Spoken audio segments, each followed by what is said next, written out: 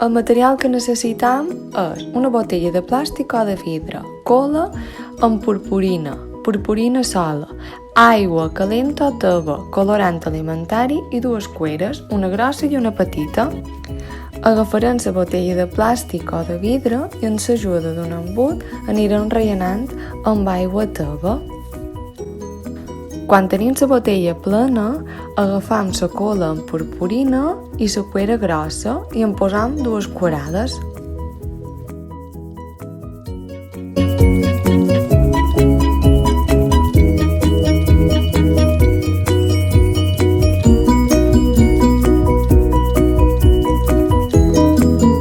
I ho remenam bé fins que quedi tot ben dissolt.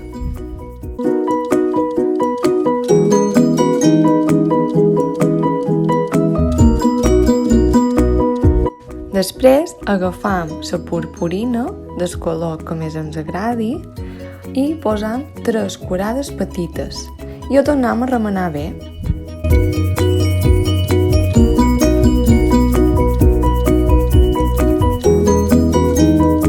I ja per acabar li posam un poquet de colorant alimentari i ho tornem a remenar i a mesclar bé.